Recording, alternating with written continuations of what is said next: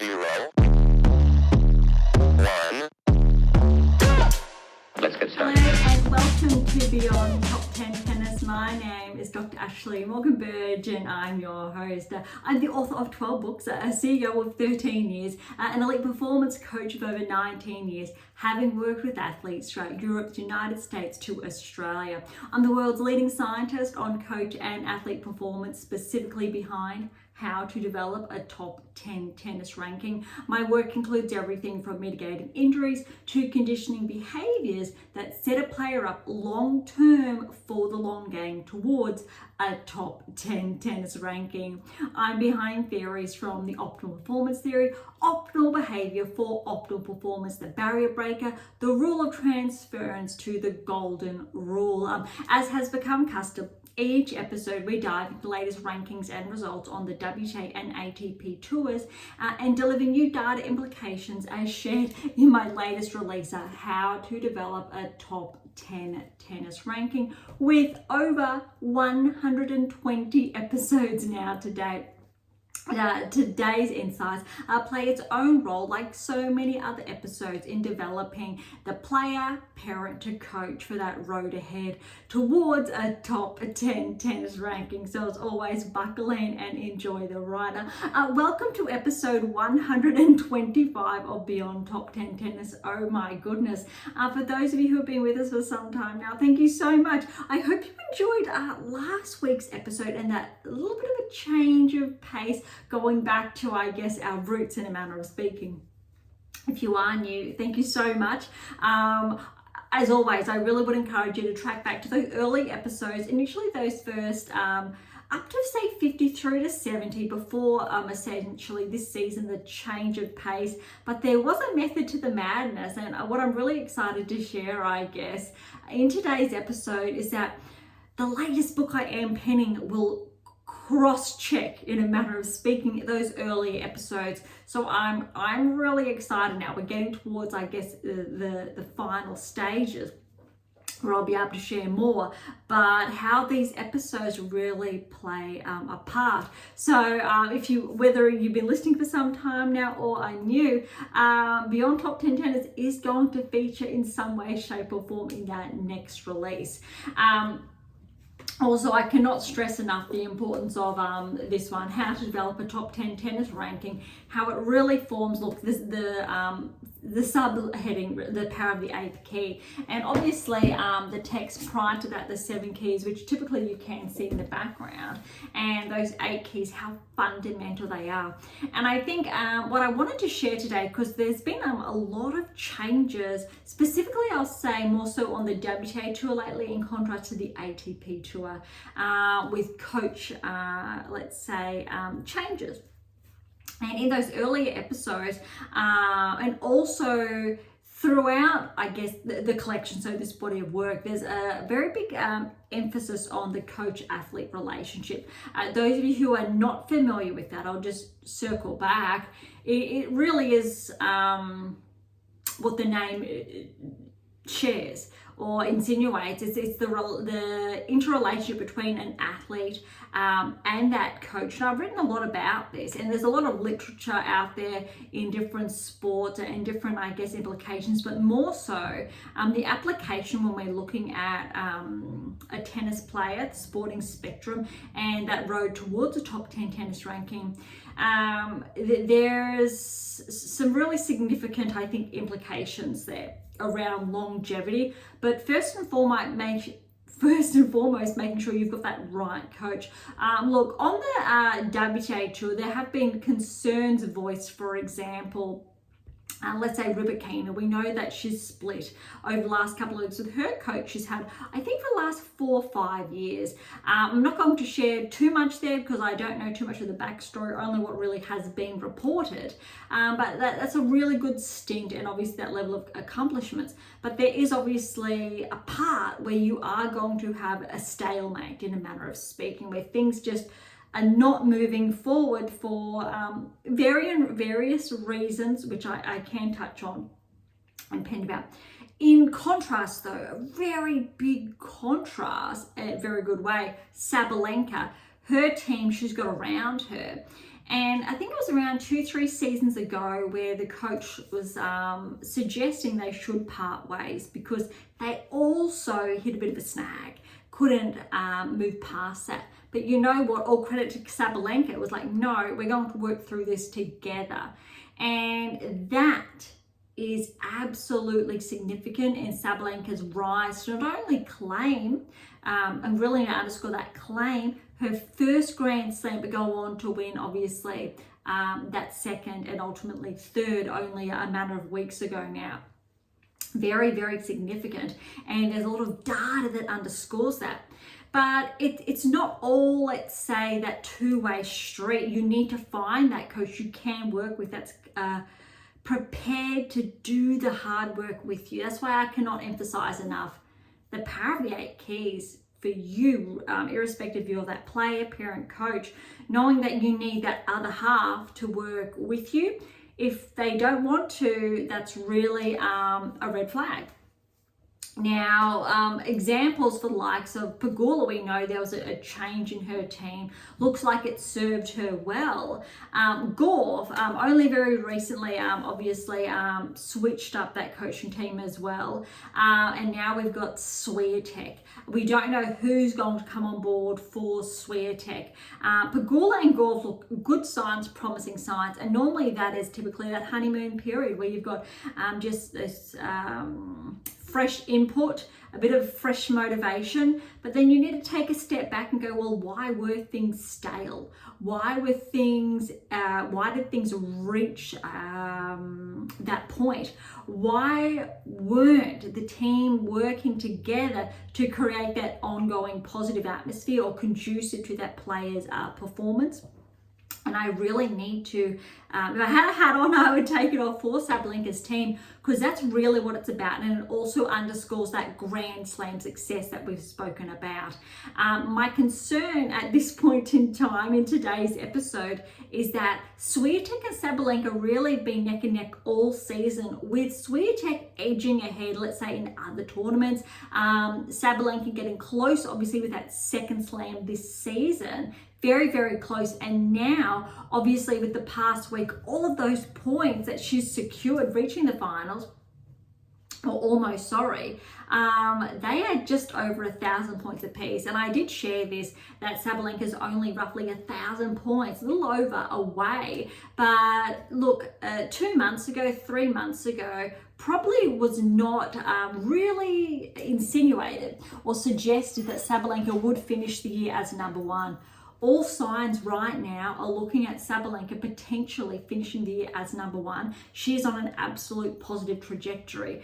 And the concern is, because Swiatek has dropped her coach, that will probably continue as far as Sabalenka is concerned.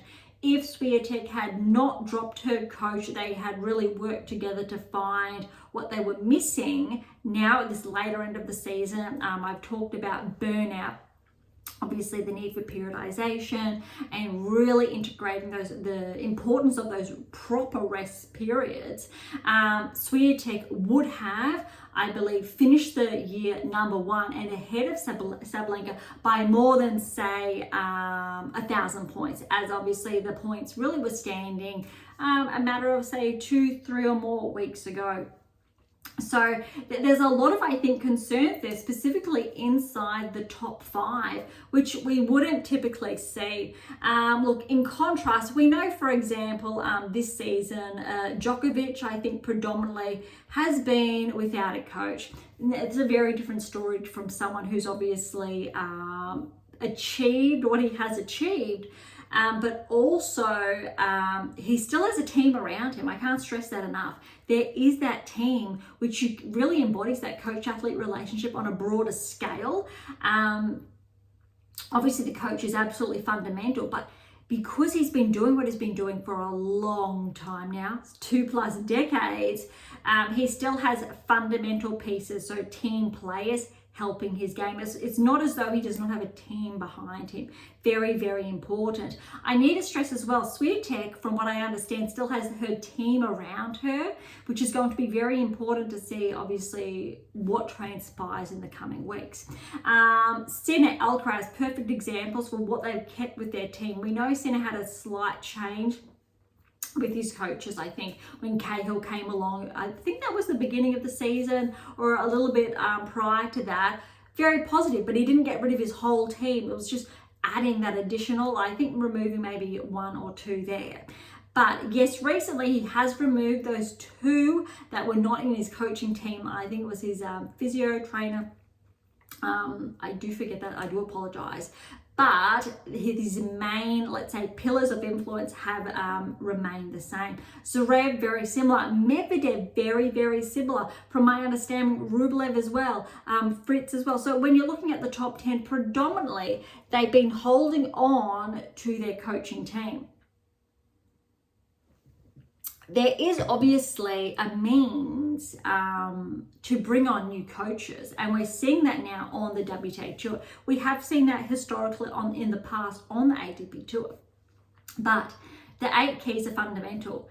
I would encourage every single player, especially the ones in question or of focus, to review all 8 keys and to make sure their coach has them embedded in there. We call it their coaching pedagogy. So think of it as their philosophy, coach, education framework, schematic, etc. Really important, because we will see in time those relationships break away. We know Rune, for example, he's got a coach. He was inside the top 10s, regressed outside the top 10s, finally getting those wins, had Serena's ex-coach, was not working, breaking down, nothing good was happening. He's finally found a groove, and it looks like he's started to actually have some positive performances since then. Osaka, ironically, has taken Serena's former coach. It'll be very interesting to see what happens there. I think that's going to be very interesting or different dynamic. Noteworthy though, irrespective of what happens, Osaka has already won a number of slams. That coach in question has actually never worked with a player that has not won a Grand Slam and taking them on to win Grand Slams. Very important. Cahill is very, very different. So there's a very big misconception around, say, that coach and his accolades, where in fact it's actually a very different story. I do encourage obviously questions to come in to address that, because there's a lot of, I'll say, subjective views out there. So please be cautious when you're looking at coaches, irrespective of what level they are at, and looking at that playing cohort. Typically, these players may make the mistake of saying, I want to take on a coach that has been with a player to win a Grand Slam, but I need them to go, do you have the 8 keys in your game? When you're looking at the data, is this happening? Let's have a look at your technical framework and those weaknesses, because I can guarantee you when we're looking at the data, there's key reasons why Sabalenka is starting to track now, why Gauff is now starting to track later into the season, Pegula as well, why Rybakina has been progressing. Paolini's been roughly steady, but she has been, I'll say, a little slightly regressing this end of the season, because she's had a huge season. Noteworthy, her doubles has still been tracking, so a very, very big schedule. Similar with Zheng as well. Collins as well, though we know Collins is really in the later last couple of weeks of her career, very significant. But we haven't really seen much of Collins lately to share more on that. I'm really hopeful that Collins, I guess, gets to play the WTA finals, so we do get to see, I guess, that one last really big bang from her. But very noteworthy, I think, when we're looking at the top 10, but we can share more on that later. We'll see how we go for time today if we do dive into the secrets to optimal coaching success, similar to last week. But we do have a little bit to cover, primarily from what I've just shared, because there have been essentially over the last 1, 2, 3 weeks a lot of changes, and now I think over the past couple of days, how it's come to light with Swiatek parting ways, it really emphasizes the importance of that coach-athlete relationship, really understanding the principles behind that. Key players, for example, we know Serena and Venus, their level of success when their parents were at the helm of their game. Granted, then she did go on to work with another coach, but Serena won, I believe, her first 10, very minimal more Grand Slams, obviously, with her parents. Similar with Venus. You've got Federer with his success rate. Djokovic's original coach that he did achieve a lot of success with, and I really need to underscore original there, because yes, he went on to win more with Ivanisevic. That said, he already had won a number of Grand Slams. Similar with Federer, with Lendl, he'd already won a number of Grand Slams. Nadal's very interesting. He obviously won a lot of Grand Slams with his uncle before Moya came on board. Very, very interesting discussion, noteworthy about the importance of finding that right coach who's prepared to stay the long game. 5-10 years throughout your career to really guide you and get you where you need to be. There's no difference when we're looking at the WTA or ATP tour. The core difference is being able to maintain the relationship, so understanding the importance of that, and really, I think, working on that each day, striving towards what that next end goal is. And I'm really hopeful that this next release coming out helps you, whether you're inside the top 10, top 100, top 500, local club academy. It really is designed to help steer you in that right direction, whether directly and or indirectly.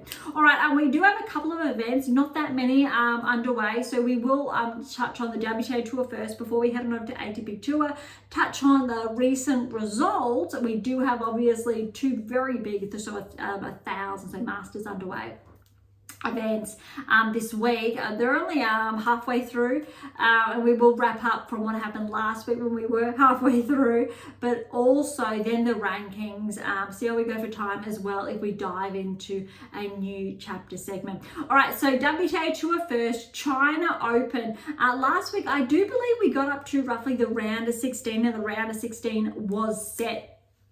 So I'm going to quickly go over that, because I do believe also we do have a couple of, we did run down on a couple, but I'll just quickly go round to 16 really to share that as a trajectory. All right, so Sabalenka key, Sabalenka on fire again, China Open. So this is last week's event. Roughly these events were played out a week ago today, because when we went live last week they were in action, or we're going to play later that day.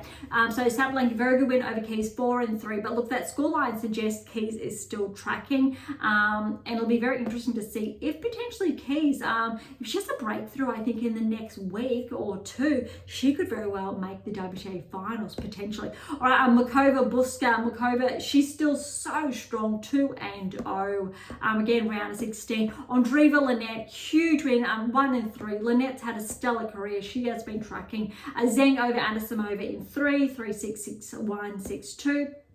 Very good win for Zheng nonetheless, because Anisimova, and that, I think that scoreline really underscores how well she has been playing as well.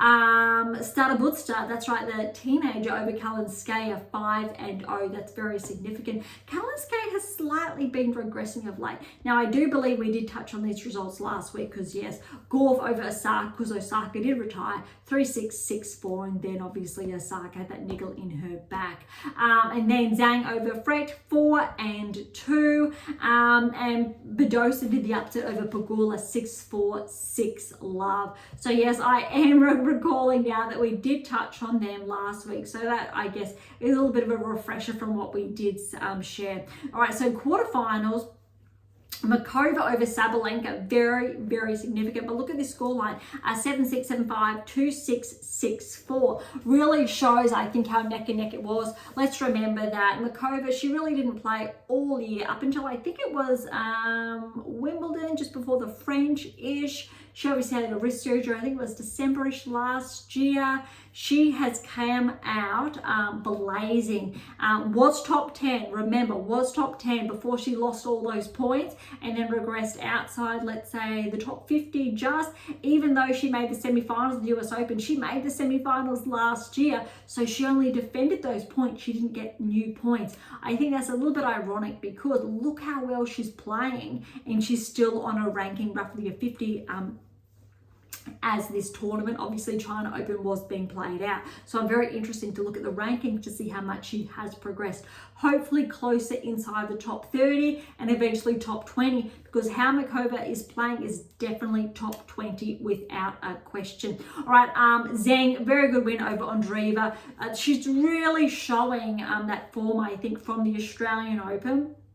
And even though we didn't see it for a significant part of the year, yes, the gold, but also I think US Open, and now we're seeing it again, that last 6-7 months aside, and then she's really found that form again. 5-7, 6-love, 6-4, so a very good match there. Gauff took this teenager out, Stadaboseva, 6-2, 2-6, 6-2, 6-2, my apologies. It's going to be very noteworthy to track Stadaboseva and how she progresses, because I believe this is the only player who has qualified for every Grand Slam this season, but historically as well. So very noteworthy to keep an eye on Stadaboseva and her rankings progressions. Badosa, good win over Zhang, 6-1, 7-6, 7-4 in that tiebreak. Semi-finals, obviously we had Mikova, Zhang, Gauff, Badosa. So Mikova did get through over Zhang 3-4. Very impressive again for Mikova. Gauff over Badosa, but look at this scoreline, 4-6, 6-4, 6-2. Really goes to show how far Badosa has come this season.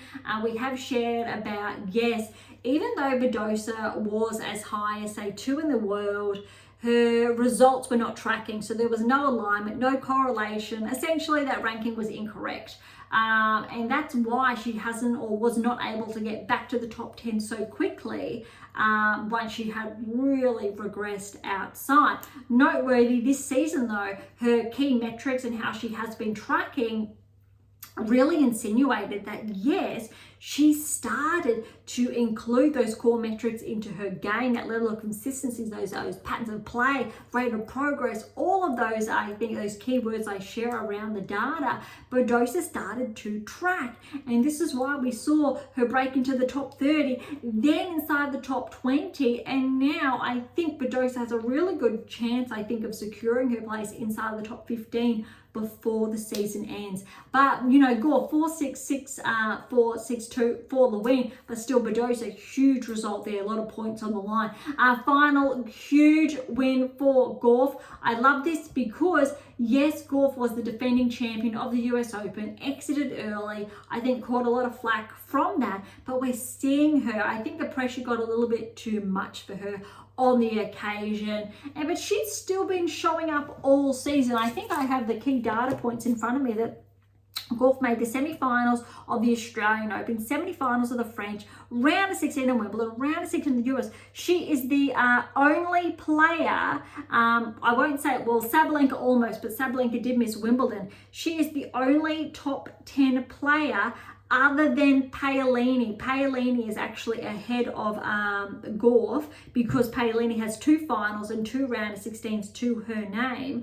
And she obviously is ahead of Swiatek because Swiatek's got 2 third rounds there. So Sabalenka just misses out almost just because she missed one. But it really is Paolini, Gauff, and then Sabalenka. Because of, I'll say, Sabalenka's consistency in other events this season, it really should be when we're looking at Grand Slams. I'll give it to Sabalenka, but then Paolini, Gauff, they really are neck and neck, all 3 of them. That can't be underrated. Swiatek has been performing exceptionally away from Grand Slams as well, with 1 slam to her name. So you really need to say Sabalenka, Swiatek, and only because of how the last week or 2 have been panning out, Sabalenka has gotten the edge. And then you'll probably have to put Gauff ahead of Paolini, only because, again, Gauff obviously winning the China Open just nudges her ahead slightly, but also neck and neck because I believe Paolini has won a 1,000 event earlier this season as well, very significant. So really, actually, I'll circle back. Paolini and Gauff are neck and neck. Let's see how the next week of this week pans out. But very, very important, can't be understated. No other player correlates even closely to those top 4, not even Pegula in this respect. So very, very noteworthy to mention. connection there. Obviously, when we're looking at the men's tour, Sinner Alcaraz neck and neck. We know they've got 2 slams apiece this season. We can't really argue with that. All right, so that is the China Open. Well done to golf. Let's head on over to the Hong Kong Open. We know Navarro was the #1 seed, and Halep, this was her first event back. All right, so we went over predominantly first round matches last week. But what's really important here is that we thought, okay, Navarro, she did get through the round of 32, but let's look at the round of 16 because I don't believe everything is all that it potentially seems. Look, Navarro got through the local, so the Gold Coast local I touched on last week, 2 and 4 as anticipated. But Halep, she fell second round over Blinkova, 7th seed. Although Blinkova, she is not ranked, I'll say, inside the top 50. I'll just wait. I believe she's ranked, yeah, so she is ranked 84 in the world. Really significant to share because Halep's first round match over Rodionova. Rodionova is ranked just outside the top 100. So it's a bit unfortunate. It kind of gauges Halep's level of play. It'd be really interesting to see how she tracks and picks that back up if she's able to progress back inside, say, the top 50, top 30, or hovers outside the, let's say, that top 50 ranking range. I believe her ranking at this time was around the 1000s, didn't have too many points to her name, and after I think that first round win, she's now 878 in the world. Doesn't really make sense. All right, Tomljanovic, she had a really good first round win. What's really noteworthy, because potentially you know where this is going. We really need to remember that a couple of years ago now, when Serena, let's say, walked away from the tour, I know that retirement really wasn't a word at the time. Tomljanovic took the win over Serena at the US Open, which means to say Tomljanovic, she can play. She's been ranked, I believe, as high as, I think, 35 in the world. Not too sure if she broke into the top 30, but definitely inside the top 40. So Tomljanovic has had some really good results, but unfortunately, last couple of years, she's had a handful of injuries she's had to come back from. So what's really good, we're seeing her back in action, and she's gotten this second round win now, or round of 16 over Roos, who has been playing very well this season. So 5 and 3 to Tomljanovic. I'll touch on more of that later. Kessler over Suanescu, apologies as always for the mispronunciation, 3 and 2. Lamens over Bonda in 3. Gracheva over Paptis, straight sets.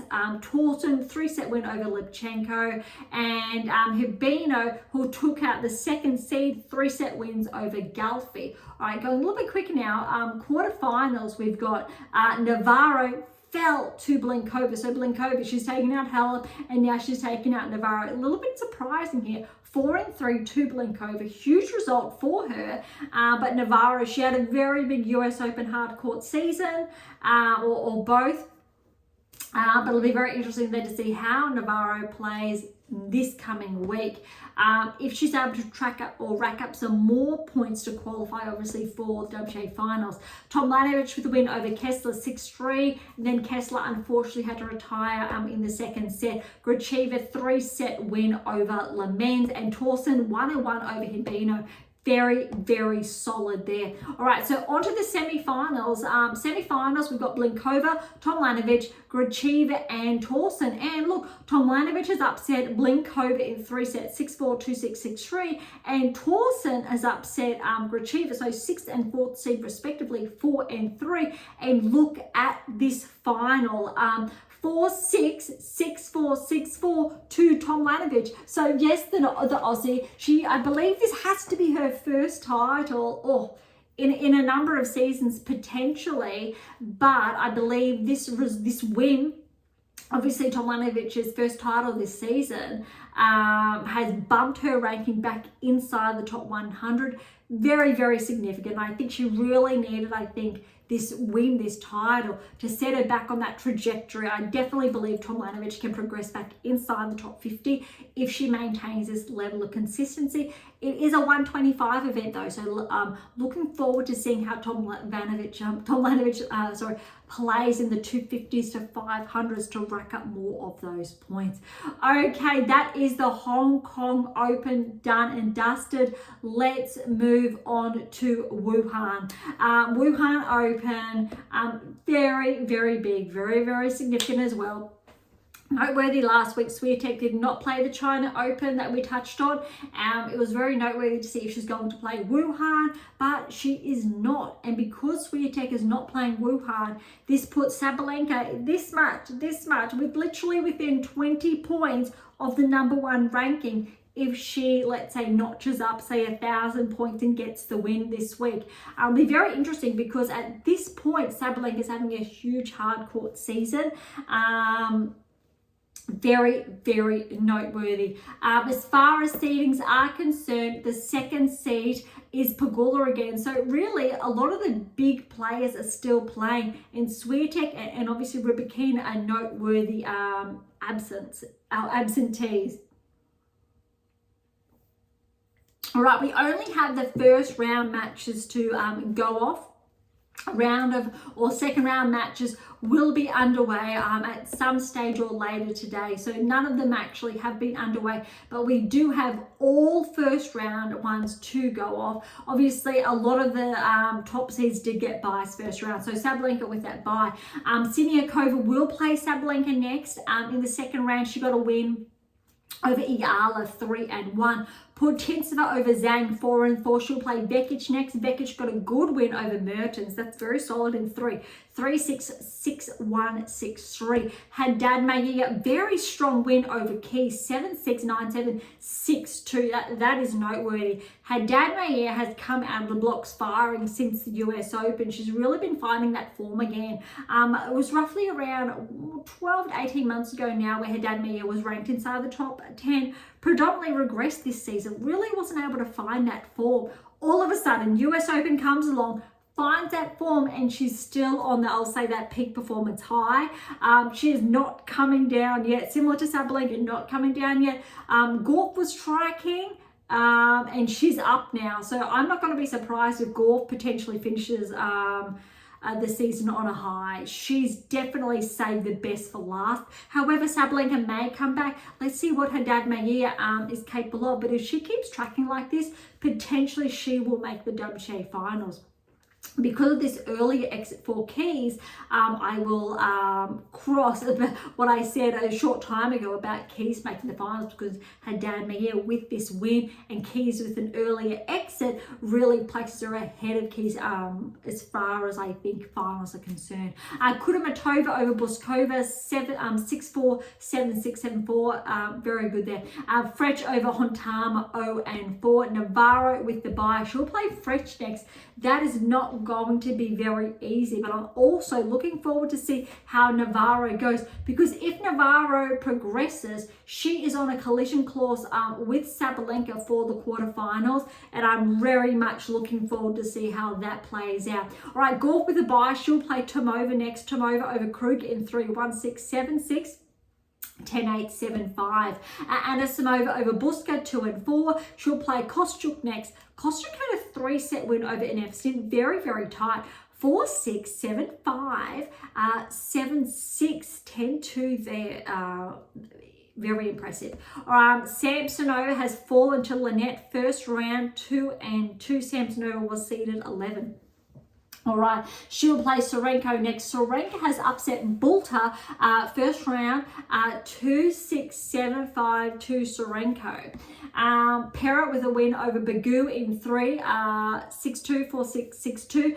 Kasatkina with a bye. Let's see what Kasatkina can do in the Wuhan Open.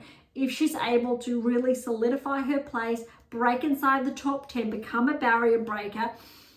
make the WTA finals. All right, Zheng with a bye first round. She will play Christian. Christian got a good win over Osorio 4-6, 6-2, 6-3. Uchiyama fell to Rakhimova first round 6-1, 6-2. Fernandez, we haven't seen much of her the last, I'll say, few weeks, but look at this. She's got a 3-set win over Schneider. Schneider's been tracking. She's been playing sensational, but Fernandez with that first round win, 6-7. 7-9, 6-3, 6-3. That is very significant. Well done to Fernandez there. Mira Andreeva over Wang, 7-6, 6-3. And look at this. She will play her sister Erica Andreeva because she got the win over Yastremska, 7-5, 6-4. Wow, this is going to be really exciting. Obviously, we know Mira is ranked ahead of Erica. Erica's ranked, I think, around 70 at this point. And Mira, from her performance last week, has cracked the top 20. Very significant. What's really, I think, noteworthy here is that I think this is the first time these players, or these sisters, would have played at the tour level. And I think what's even more interesting is that we know Erica is the older sister. Mira's been obviously she's had more success on the senior tour. But I think when sisters play off, it's a little bit of it's a different playing game because there's so much more to it, and there's not necessarily, obviously there's pressure, but there's a lot involved, as I'm sure all of you can understand. So I'm not going to be surprised if, say, Erica gets the win. And if she does, she will rack up a number of points. And if Erica continues to track, she may finish the year inside the top 50, set herself up for a really good season next year and really break into the top 30. And I definitely think that'd be really exciting to see both sisters inside this ranking range. Obviously, Erica is a couple of years older than Mira, but really exciting, very cool to see. Also considering that Erica was ranked outside the top 100 at the beginning of the season, only progressed back inside the top 100. I think it was maybe prior to the US Open, I'll say roughly 5-6 weeks ago. Okay, Burrell has fallen to Wuhan first round in 3 sets. Paolini with the bye, she'll play Yuan in the second round. Krejcikova with the bye, she'll play Baptiste in the second round. Baptiste over Parry first round in straight sets. Alexandrova over Kenin in 3. She'll play Kalinskaya. Kalinskaya got a first round win over Bondar 1 and 3. Oh, look at this. Bronzetti with a good win over Tomljanovic. Tomljanovic just won the title. Bronzetti's knocked her out first round.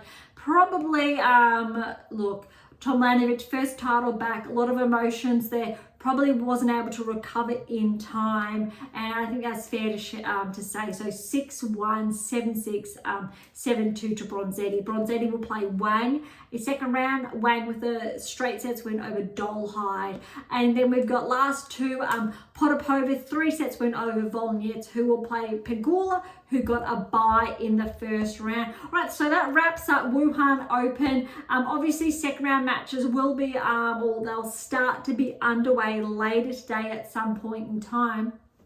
But it'll be very interesting to look at that next week. I think the score lines or who's really on track to get the win. All right, so let's have a look at the rankings. This is something I've really been looking forward to because we really didn't have any updates last week because obviously China Open was still underway and there were no ranking updates at that point in time. All right, so 100, Begu's broken into the top 100. I'll say once again, 34 years of age from Romania. So she's progressed 7 points. Wang's taken a very big hit, 37-point regression to 99 in the world. Sorobes Tormo is up 11 to 98 in the world, so she's back inside the top 100. Noteworthy, however, outside the top 100, before we get carried away, Schmidlova regressed 10 points. Schmidlova made the bronze medal match at the Olympics. She really has regressed since then, unfortunately. Danilovic has been tracking, and I've shared this on multiple occasions, just sitting outside the top 100 now at 103. Definitely, I'll say, on track to progress inside the top 100. Fet from Croatia, 23 points, progression to 106. She just needs another big jump to crack back into the top 100. Okay, back inside the top 100. a number of regressions. Look, Bonda, she's at 92. Sheriff is at 91. Progressions and regressions are there. Iran is up 3 to 88. Tomljanovic, a 36-point progression. Very significant with her title win to 86 in the world. Bronzetti, though, remember, she just got that first round win over Tomljanovic. She's 85 in the world, but a 10-point regression. Gadecki, the Aussie, she's up 5 to 83 in the world. Very, very significant there. I believe she is our #1 ranked Aussie at this point with that ranking. I do believe. I could be slightly incorrect there. All right, Rus, without the E, she's up 381 in the world. Perez Diaz, 80. Starobutsiva, the 24-year-old from Ukraine who has qualified for all Grand Slams this season, 36-point progression. So she's cracked into the top 100, I believe, for the first time in her career, and 79 now in the world. Well done, very significant. Stevens, she's been progressing, 76 in the world. Christian's up 5, 75 in the world. Podoroska's up 8, 74 in the world. Wozniacki, she's back 3, 73 in the world. All right, Erica Andreevich, just taking a little bit of a hit, back 3. Not too sure why, but she's 70 in the world. Seigman is steady, roughly at 68. All right, let's look at some very big movers. Kurmatova, a 24-point regression to 63 in the world. Tauson, she did make that finals, remember, 10-point progression, 62 in the world. Other noteworthy, we've got Osaka, a 15-point progression, very good. That's what we want to see, to 58 in the world. It's the highest ranking, I think, in the last 2 years. Raducanu, a 3-point regression, although didn't play the past week, I don't believe, 57 in the world. Now, let's see what happens in the next couple of weeks with both of those players, if they can finish the year inside the top 50.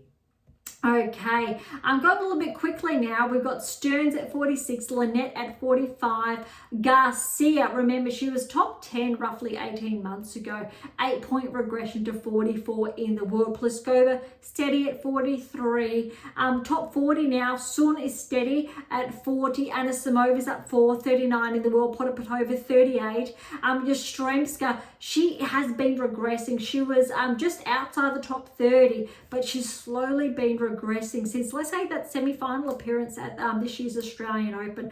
Bulta steady at 34. Vondrasova, she's back 2 at 32 in the world. Remember, around Wimbledon time, she was still ranked inside the top 10 before quite a significant rankings correction. Makova, this is what we want to see after obviously making the finals. An 18-point progression, 31 in the world. Look, if Makova has a very good week in Wuhan, potentially we will see Makova almost on the cusp of the top 20, almost. I don't believe she will get inside, but I'll say almost. If she actually does get the win, she very well could get inside the top 20, but she just needs to make, let's say, round of 16 or further to really get back inside the top 20, which would make sense as far as her level of play is concerned. All right, inside the top 30, Jabeur, big hit, but we know she's out for the rest of the season. 8-point regression, 29 in the world. It's going to be really interesting to see how she starts next season, because her ranking is going to slip. Her performance this year, unfortunately, has been regressing. Let's see if obviously that Grand Slam is still within reach.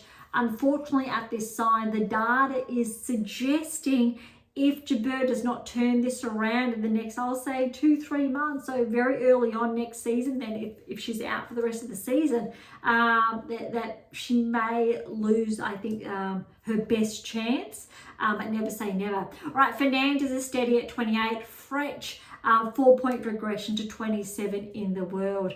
Noskova's 25. Then we've got Svitolina. Yes, she's tracking slightly. 3-point progression, 24. Svitolina definitely should be ranked back inside the top 20. Sakari's taken another hit. 5-point regression, 22 in the world.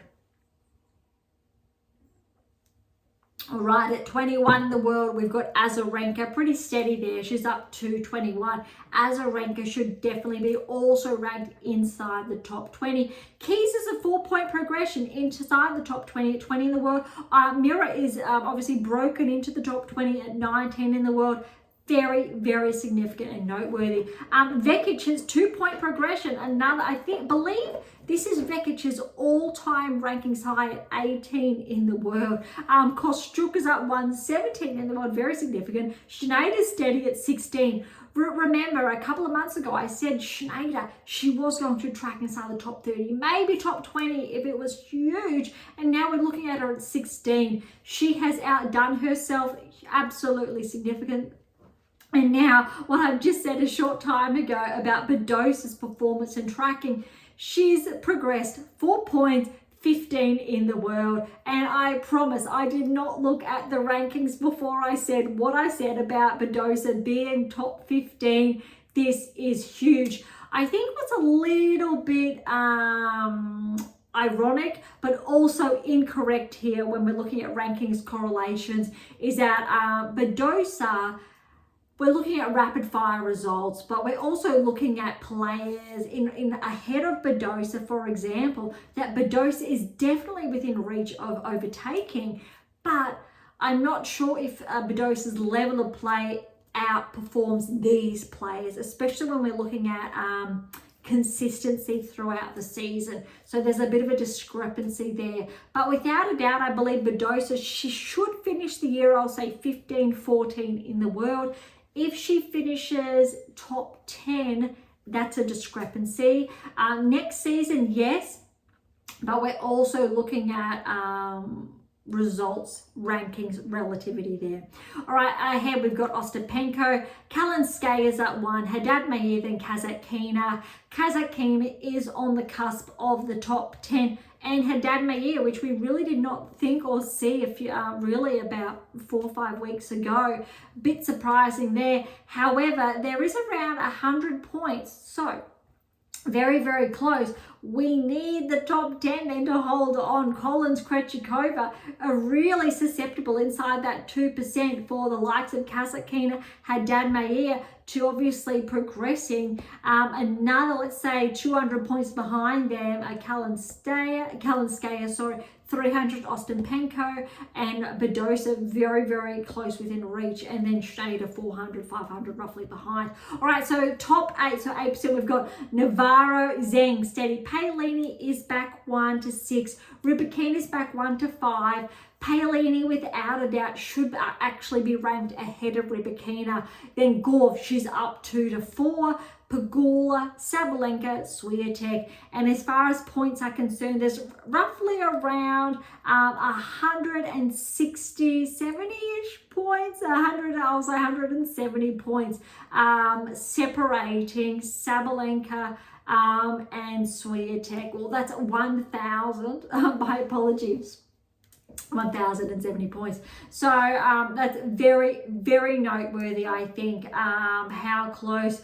Really, Sabalenka is going to have to fall second round, third round to not get that close within reach. But all likelihood is that number 1 ranking is definitely up for grabs now.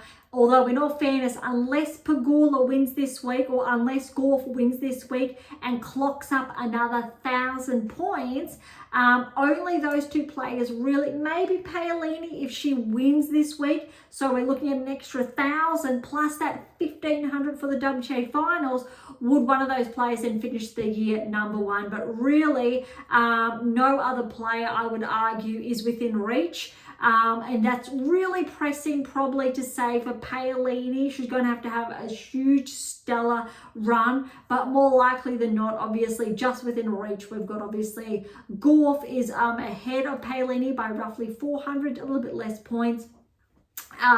But Pegula actually, ironically, is within reach after obviously that finalist result. So unlike the men's, for example, the WTA is very, very close in this final stretch. All right, let's head on over. That's a lot there. Let's head on over to the ATP Tour over here now.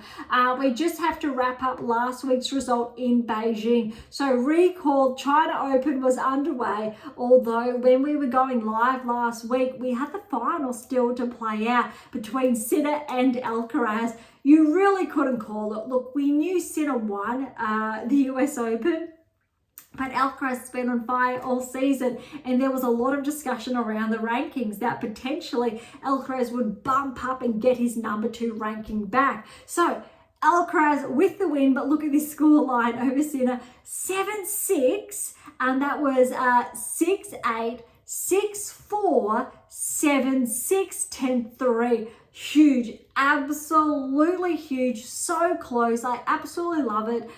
Reminiscent, I would say, of Federer and Nadal when they used to be so close. The next generation has arrived. Similar, look, WTA Tour, next generation has arrived.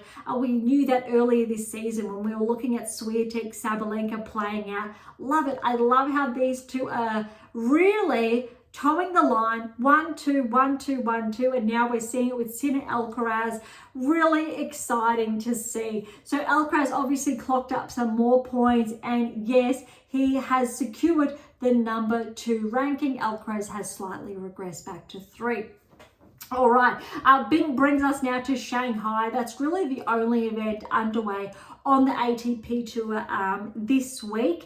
We did remember touch on potential or all of the first round encounters last week, but none of the first round encounters actually had been in action or underway.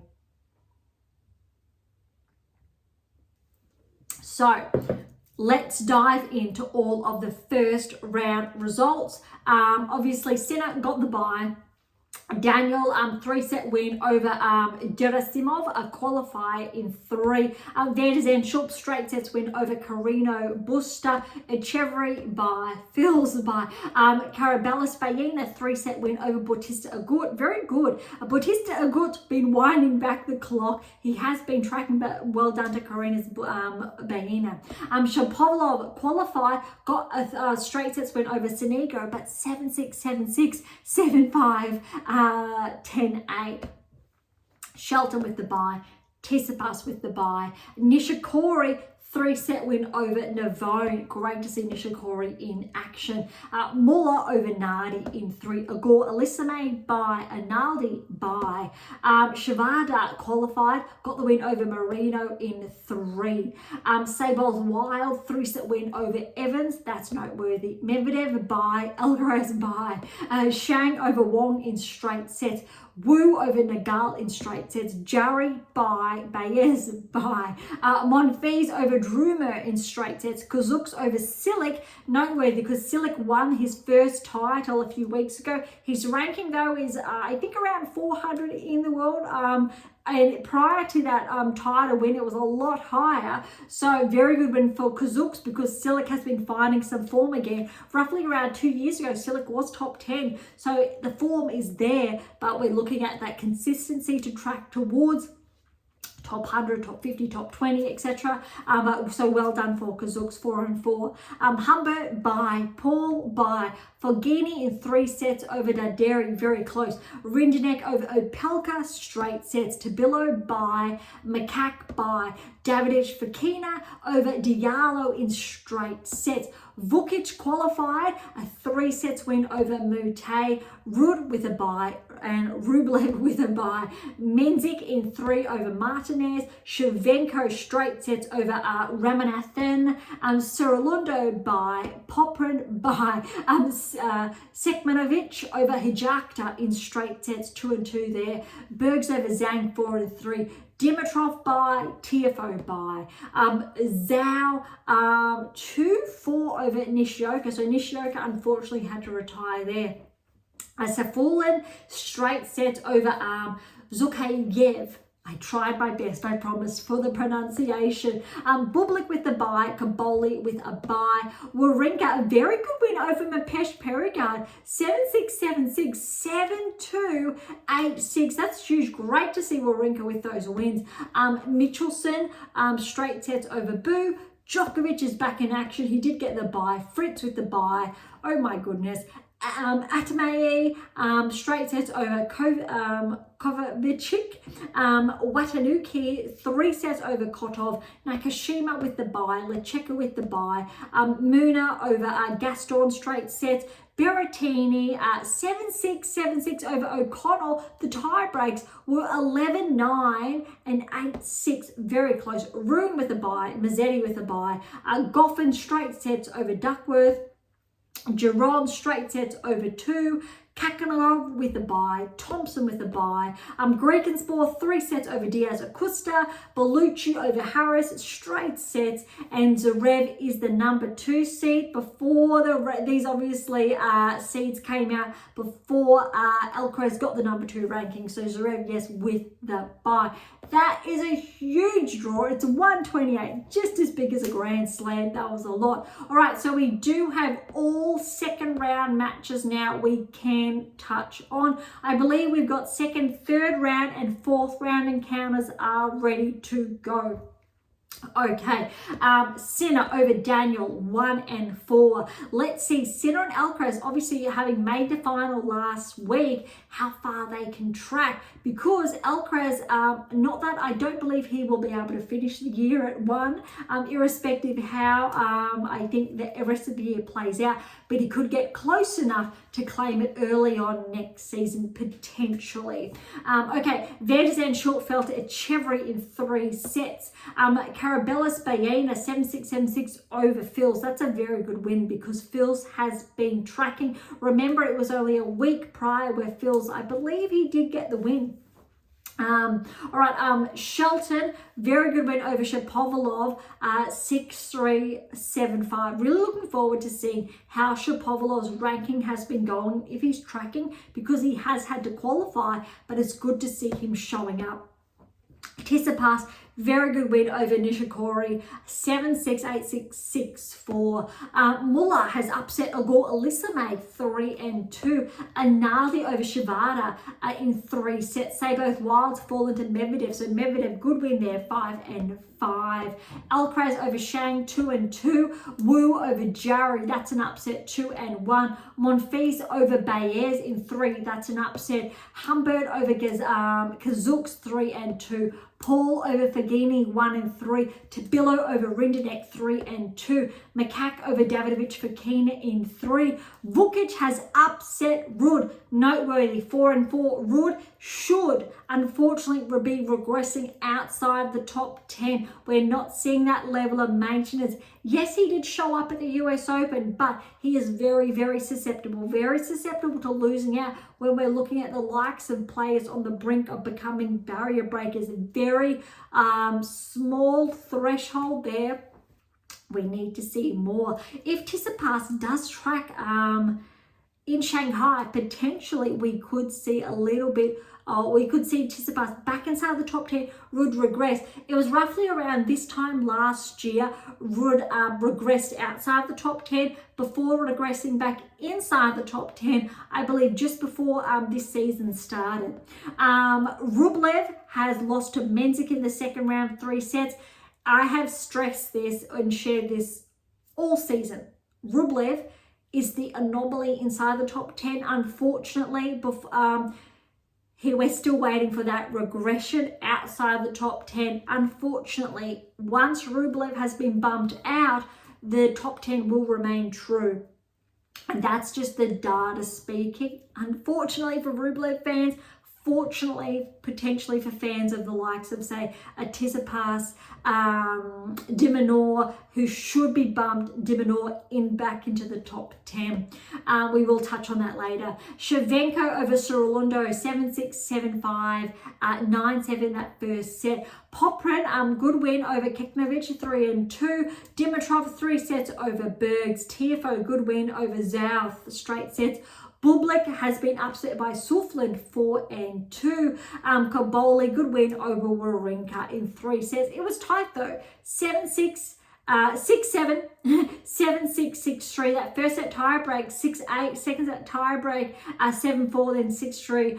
very, very tight there. Djokovic, great to see him back in action. Look at this scoreline. Win over Michelson, 7-6, 7-6, 7-3, 11-9. This close to potentially exiting in the second round. Wow.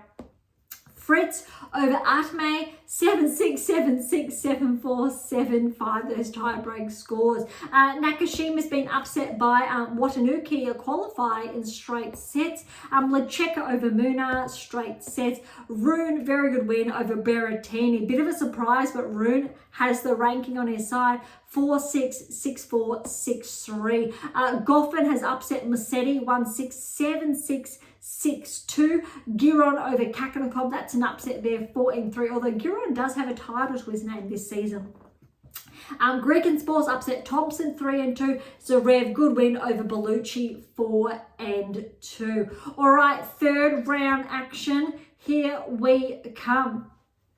All right, we have all third rounds before we look at the lineups for the round of 16. Sinner was pushed by Echeverry, 6-7. 3-7, 6-4, 6-2. Very good match for Echeverry. Well done to Sinner to push through that. Shelton, good win over Caraballas Baena, 3-4. Tsitsipas, yes, he's starting to track. 3-5 over Morlo. Medvedev, tough win over Analdi, 5-7, 6-4, 6-4. Alcaraz, good win over Wu, 7-6, 7-5, 6-3. Monfils is upset Humber, 7-6, 9-7, 2-6, 6-1. Paul, he is tracking. He is on the verge of becoming a barrier breaker this season. I've shared this on multiple occasions. 6-7, 2-6, 7-6, 8-6, 6-2. Makak over Vukic, 4-2. Menzik over Shevchenko, 6-1, 6-7, 6-2. Dimitrov with a very good win over Poprin, 7-6, 7-5, 6-2. Souflin over Tifo, good win for Souflin. That's an upset there. 5-7, 7-5, 7-6, 10-5. Djokovic, very more like him, over Kaboli, 1-2, especially after that second round encounter. Fritz over Watanuki, 3-4. Rune over Lecheka, 4-5. Goffin over Garon, 1-6, 6-3, 7-5. Great to see Goffin starting to, I guess, get momentum on his side. Tough match next though. It's a Rev over Grekenspor. Very, very close. 7-6, 8-6, 2-6, 7-6, 10-5. Very close. All right, let's have a look at the round of 16 lineup because we have, let's say, at least a number of them anticipated, but we still have, let's say, a few surprise packets there. All right, so Sinner will play Shelton, yes, as guaranteed when we're looking at seedings. Tsitsipas and Medvedev, yes, the seeds have done their job. Alcaraz will have Monfils. That is going to be, I think, exciting, but let's say easier on paper for Alcaraz. He does not have a seed. Paul and Makak, Menzik and Dimitrov, Souflin and Djokovic, Fritz and Rune. That will be very interesting. Goffin and Zverev. So you can see when, as far as we're looking at seedings, not all players are seeded. Goffin, big surprise packet. Souflin, big surprise. Menzik is a surprise. Makak is seeded, though he is seeded 30, and this is around a 16. Monfils is not seeded, and that's really it. So 4 surprise packets. Very noteworthy because Sinner and Shelton seeded, Tsitsipas, Medvedev seeded, Alcaraz seeded. We'll say Paul seeded. For argument's sake, I'm not going to focusing on top 16. So even though Makak seeded, that is again 30. Dimitrov seeded, so we're up to 7. Djokovic is seeded, we're up to 8. Fritz and Rune is seeded, so that's 10. And Zverev seeded, so 11. So 11 of the 16, not too shabby. That's pretty good there. But it's still noteworthy to see that 4 of the top 16 players or seeds did lose prior to the round of 16. That really should be emphasized. Okay, so that's really it from Shanghai. We will wrap that up next week. Obviously, we've got this round of 16 onwards to wrap up. So let's have a look at the rankings. Really quickly, 100 howls. He has regressed one, but noteworthy. Here we go. Richard, 30 years from Switzerland, 99 in the world, 22-point progression, huge. Fernley, 28-point progression, huge. 23-year-old Brits, 98 in the world. All right, Walton is an Aussie. He's 25 years of age. He's cracked into the top 100 a few weeks ago, 95 steady there. Kazuk steady at 92 in the world. We've got a couple of regressions there, only minor, let's say from players 80 through to 100. Otherwise quite steady. Now when we're looking at, let's say, between 79 to 70, very similar, however, Offner 12-point regression at 70 and O'Connell an 8-point progression at 71. Boo 27-point progression to 69 in the world, very significant after the past week that has been. Vanderzen Schulp steady at 67. Goffin 1-point regression, a little bit ironic given how he has been tracking, but 66 in the world. Menzies is at 165. Southland 8-point progression, 61. After this week, definitely you will potentially look to see Southland closer to the top 50, I would suspect. Diaz Acosta is back 2 to 59. Shevchenko is back 2 to 58. Kekanovic is steady at 55. Manarino is back 9 to 53 in the world. Norrie's back 1, 52. Shang is up 1, and Norrie is up 1, my apologies, but Shang is 51 in the world. Mapesh Pericard's up 1, now 50 in the world. Now that's a 21-year-old from France. He's definitely been tracking this season. Definitely one to watch. No, I won't say this season now, even though he was, but next season will potentially be on the cards for Mapesh Pericard to nudge closer towards the top 30. Garon steady at 47. Monfils also steady at 46. Berrettini's at 1 to 44. Mitchelson 6-point progression, 43 in the world. Leonard Struff back 1 to 39. Echeverry is back 2 to 37 in the world. Naldi is back 3 to 36. Nakashima's up 135. Lecheka's up 334. Macaque's up 133. All right, top 30, here we come. Thompson's at 1. New time rankings high, 28 in the world. Bublik is back. Remember, Bublik was inside the top 20 earlier this season, so he's had a little bit of a regression there. Kakanakov is up 2 to 25 in the world. Kakanakov has been ranked inside the top 10 previously, a number of seasons ago. Also, Kakanakov does have an Olympic medal to his name, I believe bronze from memory, but he has started to track again this season. Poprin's just back 124, still on a rankings high. Ogur Olisme is back 122. Phils is up 3, very noteworthy, 21. It's really on the cusp of entering the top 20. Quarter is back 3. That's probably the biggest regression we're going to see. So 19 in the world, then Mazzetti steady. Tifo is back 2 to 17. Shelton's up 1 to 16. Humbert, very, very big jump. 4-point progression to 15 in the world.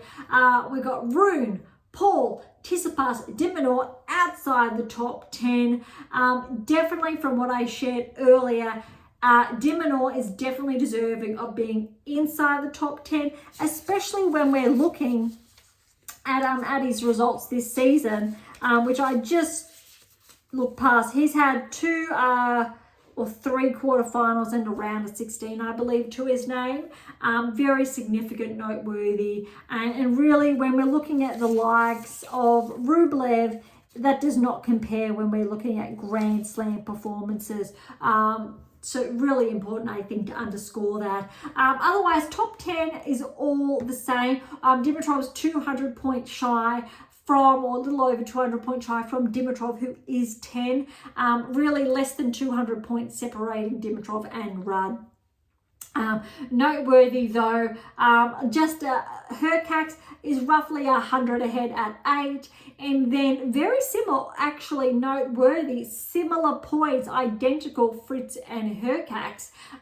That's very interesting. So I don't believe Hurkacz is in action this week, so potentially Hurkacz is going to drop a number of points this week. It has on here potentially Hurkacz will drop 1,000 points this week. If that is true, Hurkacz will be bumped outside of the top 10. Alex will bump in, but so potentially, that's going to be a discussion for next week. But if Hurkacz is bumped out, Dimitrov will be bumped in, and Tsitsipas will be on the cusp then, followed by Paul. Very, very noteworthy if that is true, if I'm reading that correctly. Rublev looks like he's also going to drop points, so he looks like he could be bumped to 7. However, because Fritz also, we may see Fritz progress to 5 in the world. Rublev may be bumped back to 6, but depending on if any of these players really do progress. We know Rudd's already out. Fritz is in. Dimitrov is in. I think this week's going to be very exciting for the rankings to really, I think, gauge who's going to really not just make the finals, but if a true correction is going to take place, if Rublev will find himself outside the top 10, then regain those metrics, that rate of success again, integrate those key patterns of play behind the 8 keys to then really solidify his place inside the top 8% or not. But that's very, I think, noteworthy or worthy of a discussion. We will leave that till next week. But look, as far as the top 5 is concerned, Medvedev, Djokovic, Zverev, Alcaraz, Sinner, they're all in action. And as far as points being dropped potentially by them, it's not going to make too much of a difference, or it's not going to change the top 5 really. However, look, if Djokovic wins this week, potentially he will obviously claim, maybe get closer. It won't be enough actually to get 3 in the world, but if Alcaraz does, he will get a little bit closer to Sinner, but Sinner is just so much ahead. We're literally talking 4,000 points on point to the mark really between these two. Very significant. Really shows his level of consistency this season. Zverev though is only roughly 300 points behind Alcaraz, so I think it'll be very interesting to see how Zverev goes this week, and if there's any bit of a shuffle going on once again. All right, that's it for this week. We've run out of time to touch on the secret Stockpool performance success, but we will try and dive into that next week because there will be a smaller schedule. All right, so thank you so much for joining us this week. To grab a copy of my new release, How to Develop a Top 10 Tennis Ranking, or the 7 Keys, or even the secret Stockpool coaching success, head on over to AM8 International, or jump on over to Amazon, irrespective where you're based in the world. For any comments or questions, head to AM8 International or top of thread, the social platform set on data privacy, or leave comments directly on YouTube or Spotify. To interact with Beyond Top 10 Tennis, head on over to AM8 International, or you'll see all of our social handles in the episode notes. To catch up on our blogs, head on over to AM8 International and look for our blogs tabs, or head on over to Substack with all links in the episode notes. For something different, head on over to Pink Octopus Books, where my fictional release is, or just in the background over there. For something left to feel, visit Spruik for some random polls. And of course, if you enjoyed today's episode, please subscribe, like, share, and all of the above would be absolutely phenomenal. For those of you who are interested, we do have scholarships available on AM8 International, as well as options to work with me exclusively to optimize your performance and nudge you closer towards that top 10 tennis ranking, or that next Grand Slam. Swiatek, Pegula, Gauff, Sabalenka, Zverev, even Djokovic. Don't be shy, come and say hi. Okay, on that note, thank you so much for listening. I'm so incredibly grateful. I am your host, Dr. Ashley Morgan Berge, and this is Beyond Top 10 Tennis, and I'll see you next time.